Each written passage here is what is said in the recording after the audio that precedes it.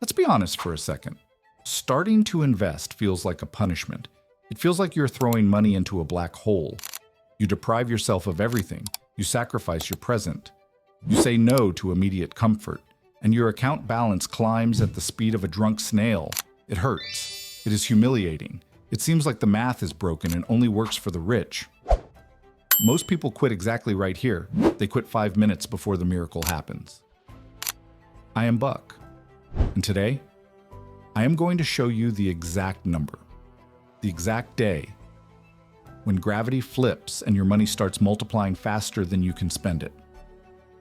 I want you to do a mental exercise with me right now, an exercise that will require brutal honesty. I want you to visualize your banking app, open it in your mind, type in the password. Look at the balance, honestly. It hurts, doesn't it? You spent the last 3 years saving $500 a month. You said no to expensive dinners on Fridays, while your friends posted photos of gourmet dishes and colorful drinks. You kept wearing those old sneakers that should have gone in the trash 6 months ago. You drove the same car that makes a weird noise when you turn the corner and whose air conditioning died last summer. You did everything right. You followed the playbook. You had discipline. And now you open the app expecting to feel like a financial genius, a tycoon in the making. And the balance says $19,000. Congratulations. After 36 months of deprivation, of saying no to yourself, of Spartan discipline, you have enough money to buy a used Honda Civic with 100,000 miles on it and maybe pay for a weekend at a mediocre motel. It is disheartening. It is almost offensive. It feels like the effort does not match the reward. It feels like you are running on a treadmill, sweating buckets, but the scenery never changes. Meanwhile, you look to the side. There's always someone looking to the side. There is that coworker of yours. Let's call him Charles. Charles started investing 10 years ago. He doesn't even seem to try as hard as you. He goes out for lunch every day. He trades cars. He travels to the beach on holidays. And yesterday, he commented casually in the break room while grabbing a coffee that his investment portfolio went up $47,000 just in the last quarter. Think about that. Take a deep breath and think about that. $47,000. In 3 months, he didn't put in new money. He didn't work overtime. He didn't sell anything on eBay. He didn't get an inheritance.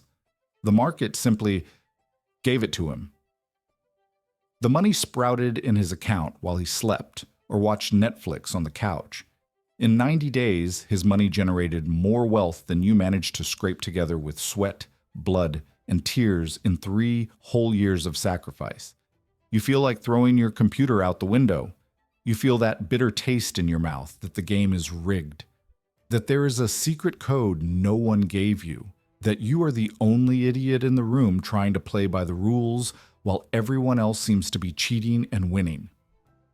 Let me tell you the brutal truth that no one tells you about building wealth, the truth that self-help books hide in the footnotes. The beginning does not feel like building wealth. The beginning feels like a punishment. It feels like you are stuffing cash into a mattress with a hole in it. You are fighting, sacrificing, bleeding, and your net worth crawls forward. What you are feeling isn't failure. It is physics. It is the law of inertia applied to your financial life. It is the universe's resistance testing if you really deserve what you say you want.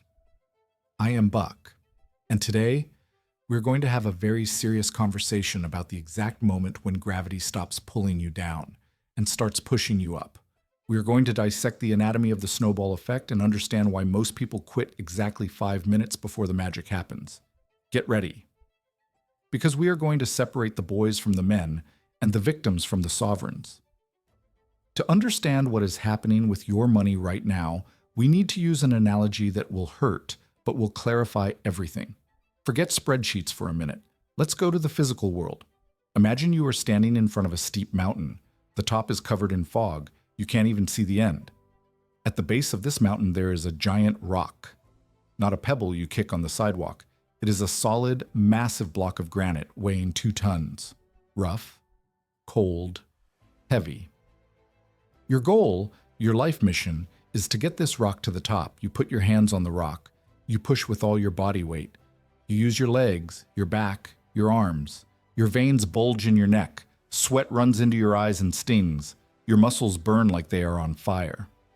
And the rock? The rock barely moves. You hear the sound of it scraping against the ground, inch by inch, a horrible grinding sound. The first 100 yards are pure agony. It is physical and mental torture. You push for an hour, exhausted, out of breath, hands bleeding, and when you look back, you have moved only 10 feet. Gravity is fighting you. The friction of the ground is fighting you. The sheer weight of the rock is fighting you.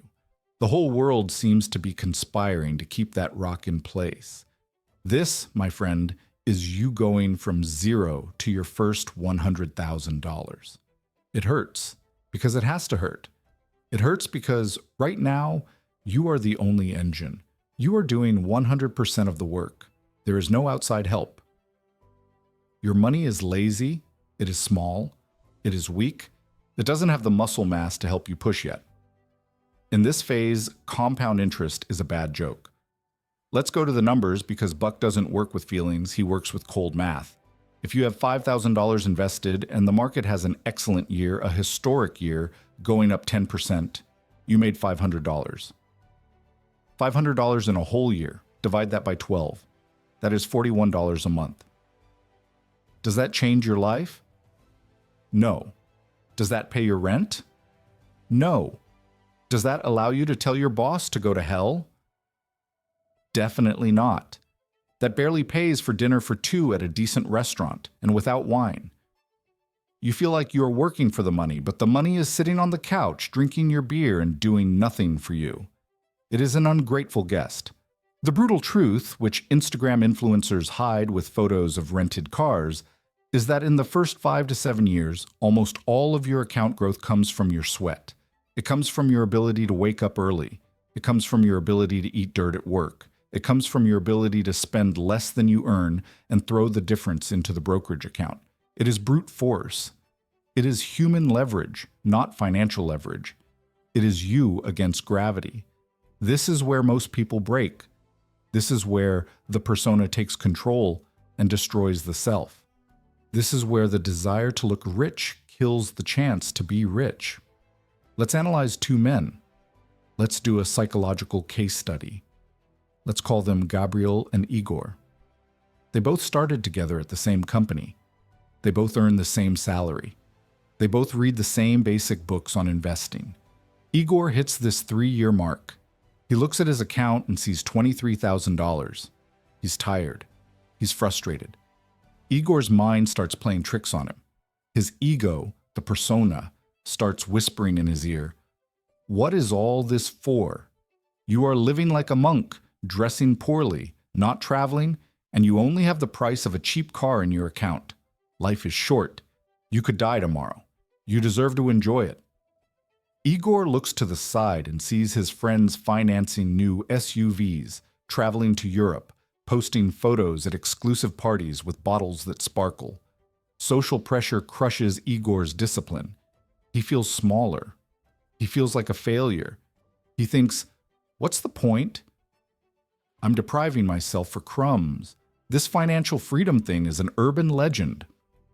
So Igor makes a fatal decision. He withdraws the money, or he stops contributing and uses the margin to take on a payment. He puts a down payment on that new car, the one with the panoramic sunroof and digital dashboard he has been eyeing for months. He takes that trip to Italy, financed in 12 installments, to post on Instagram and show everyone he is successful. He tells himself he deserves it. What Igor doesn't understand, what he catastrophically fails to see, is that he didn't just spend $20,000. He committed financial genocide. He killed his soldiers before they could reproduce. He took that block of granite, which he had pushed with so much sweat and tears for 10 feet, and let go. The rock rolled back to the base of the mountain with full force. Igor reset the game. He went back to square one.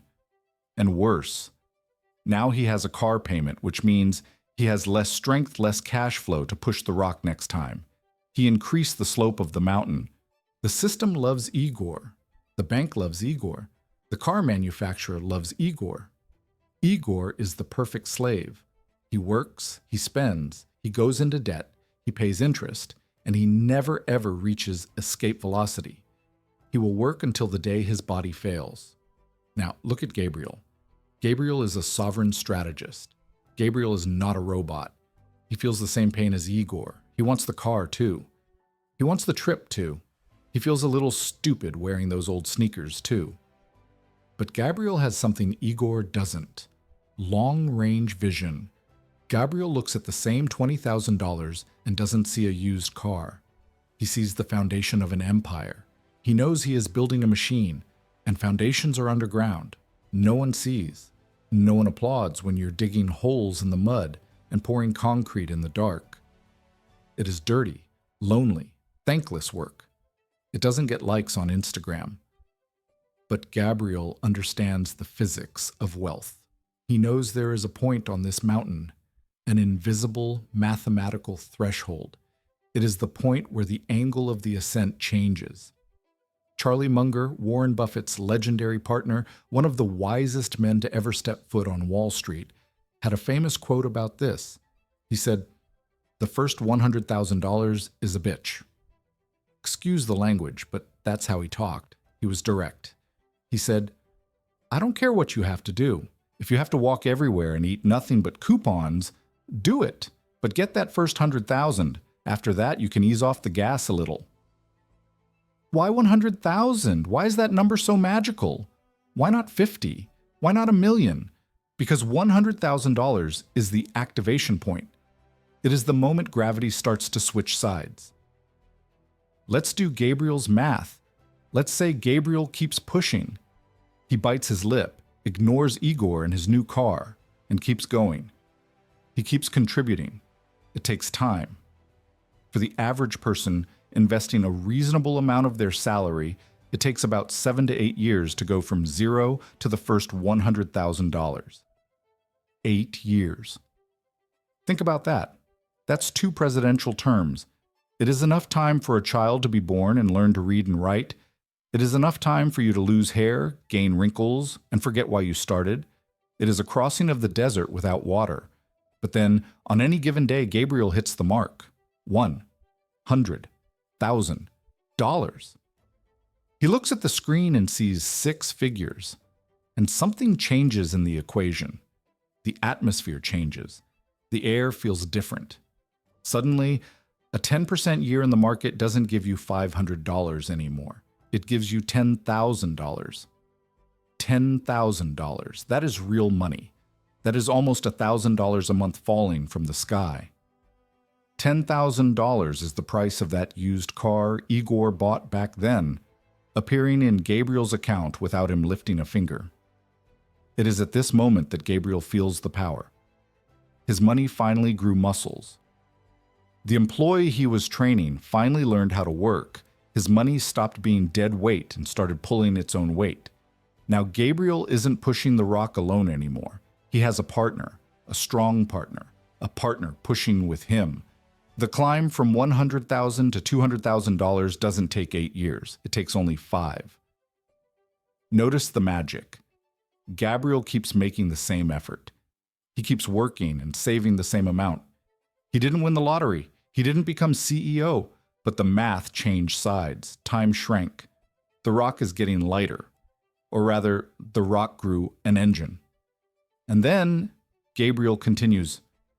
He reaches $300,000, $400,000, $500,000, $500,000. Here, the speed becomes absurd. The rock starts rolling on its own. Gravity has inverted. Now it pulls upward. In a good market year, with a 20% rise, Gabriel's account can go up $100,000 in 12 months. Stop and think about what I just said. This is crucial. Gabriel works all year long. He wakes up early, fights traffic, deals with annoying clients, delivers reports, endures endless meetings. And at the end of the year, he saved from his salary, let's say, $25,000. But his portfolio? His portfolio generated $100,000. His money worked 4 times harder than him. His money earned more in a year than Gabriel earned in gross salary. The employee he built, that army of dollars. is now more productive, more efficient, and richer than the general himself. This is the turning point. This is the moment your soul breathes a sigh of relief. It is when you realize, with every fiber of your being, that your financial future no longer depends on your ability to punch a clock. It no longer depends on pleasing the boss to guarantee a promotion. It no longer depends on having the health to work until you are 70. You built a second worker. A worker that doesn't sleep. That doesn't complain. That doesn't take vacations. That doesn't ask for a raise. That doesn't get sick. That doesn't have existential crises. And that works 24 hours a day, 7 days a week, exclusively to guarantee your freedom. Financial independence is not a distant dream reserved for tech geniuses or heirs to fortunes. It is simply the physical and mathematical moment when your assets generate more value than your arm. It is when the income from your capital exceeds the income from your labor. But pay attention. Buck needs to warn you about the final trap, the most dangerous trap of all. The trap that catches people exactly when they start winning. It is the marshmallow test for adults. Let's go back to Gabriel. Gabriel spent a decade living below his means. He was stoic. He was disciplined. He endured Igor's jokes. He reached $600,000. He sees the light at the end of the tunnel. Freedom is right there. And then his brain betrays him. His brain screams, "I won! I'm rich! Time to enjoy! No more suffering!" After all, he has more than $500,000 in his account. He is technically rich compared to 99% of the global population. So Gabriel relaxes. He buys the dream house in an upscale neighborhood with a giant mortgage and absurd property taxes. He finances the German luxury car because the money earns more invested than paying cash. He starts traveling first class. He puts his kids in the most expensive school in the city. He increases his cost of living by 40 or 50%. Do you know what Gabriel just did? He just took a shotgun and blew the kneecaps off his own snowball. He was about to see the magic happen. The rock was about to roll downhill at supersonic speed, crushing any financial problem, and he decided to sit on top of the rock. By increasing his cost of living, he decreased his ability to contribute. By withdrawing money for down payments and luxuries, he decreased the base for compound interest. The next million, which would have taken only 4 years to arrive, now will take 9, or maybe 10. Gabriel traded speed for comfort. He traded permanent freedom for temporary pleasure. He traded the possibility of never working again in his life for the possession of a car with heated leather seats. And maybe, for him, it's worth it. But I want you to understand the trade you are making. I want you to understand the opportunity cost, the smartest move, the master stroke, and I know it sounds masochistic, is to keep living like you are broke for another 3 years. Just 3 more years. Imagine you hit $700,000. You can smell the million. If you maintain the frugal lifestyle, if you keep driving the Honda Civic, if you keep living in the comfortable but simple apartment. The math becomes obscene. If you let the snowball roll without interference in this critical phase, compound interest explodes. The difference between having $700,000 and having $1,200,000 is not just $500,000. It is the difference between I am doing okay and I am untouchable. It is the difference between having security and having sovereignty. This gap closes faster than you imagine, but only if you don't take your foot off the gas. Only if you don't kill the goose that lays the golden eggs to throw a barbecue on the weekend to impress neighbors you don't even like. There is also a psychological aspect no one tells you about having real money. The boredom. Getting rich the right way is incredibly boring. There is no adrenaline. There are no fireworks. There is no movie scene with exciting music and fast editing. You will log into your account on a rainy Tuesday. You will see 6 figures, maybe 7. And you will probably feel nothing. Nothing. Because you spent 8, 10, 12 years looking at spreadsheets. The number lost the emotion. It became just data. Your neighbor Igor will have a huge dopamine rush when he buys the new car. The smell of new plastic. The looks from people at the traffic light. He will feel like the king of the world for 2 weeks, but then the dopamine fades. The new smell goes away, and the debt remains. The obligation to work to pay for the past remains. You, Gabriel, don't have the dopamine, you don't have the high of consumption, but you have peace. Peace is silent. Peace is boring. Peace doesn't get likes. But peace is the only thing that allows you to sleep 8 hours a night without worrying if you will be fired tomorrow. Peace allows you to look your boss in the eye and tell the truth because you don't need his money to pay the electric bill. Buck has a protocol for you. A map to cross the valley of death of the first years and activate your snowball. Rule number 1, increase brute force. In the first 100,000, do not worry about the rate of return. Do not waste time trying to find the next cryptocurrency that will explode, the secret stock, or the miracle trade. A 10% return on $5,000 is irrelevant. It is pocket change. Focus 100% of your energy on increasing your income and decreasing your expenses. Dig bigger holes. Carry more rocks. Sell things you don't use. Work overtime. Study to get promoted. Your goal is to feed the machine with capital, not profitability. You need critical mass. Rule number 2. Don't touch the snowball. Never. Under no circumstances. Do not withdraw to buy a car. Do not withdraw to renovate the kitchen. Do not withdraw to pay for the wedding. If you withdraw, you restart the compound interest counter. You kill the magic. Treat that money as if it doesn't exist, as if it were a tax you paid to your future self and will never see again. The invisibility of your money is your greatest protection against your own stupidity. Rule number 3. Learn to love boredom. If your investing is giving you excitement, you're doing it wrong. Investing should be like watching paint dry or grass grow. If you want excitement, take $100 and go to a casino or go skydiving. But with your wealth, be the most boring, predictable, and methodical accountant in the world. Emotion is the enemy of wealth. No one will throw you a parade when you reach your first 100,000. There is no trophy. The universe will not come down and pat you on the back. Your friends won't understand why you don't change cars. Your family will think you are cheap and don't know how to enjoy life. Let them think. Let them talk. They are playing the status game, where the prize is the appearance of wealth and the reality of servitude. You are playing the sovereignty game, where the prize is the total and unrestricted freedom of your time. Real wealth is silent. Money screams, wealth whispers. True victory is not the shout of euphoria at the dealership. It is the absolute calm of knowing that you built a system that works whether you are awake or not. It is knowing that if the world collapses tomorrow, if the economy turns, if the job ends, you have a wall of protection built brick by brick, dollar by dollar. If you are still in the phase of pushing the rock, if your legs are shaking, if sweat is dripping and the top seems unreachable, do not stop. Please do not stop. You are not behind. You are not failing. You are exactly where math and physics say you should be. You are in the friction zone.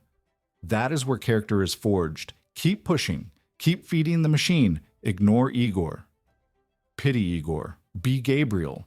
Because when that rock crosses the threshold, when gravity changes sides, when it starts rolling on its own and gaining speed, when your money starts making more money than you, nothing, absolutely nothing in the world will be able to stop you.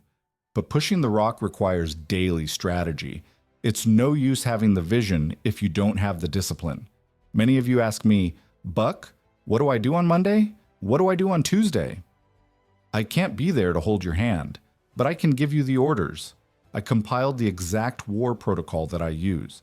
It is not a fluffy self-help book. It is a field manual. It is called The Order of the Day, 365 high-impact actions for your financial sovereignty. 1 action per day. No excuses. No fluff. If you want to stop guessing and start executing like a professional, the link is in the first pinned comment. Get your copy, receive your order, and go to war. Keep your numbers clear and your soul free. I am Buck, and you can count on me. See you in the next chapter.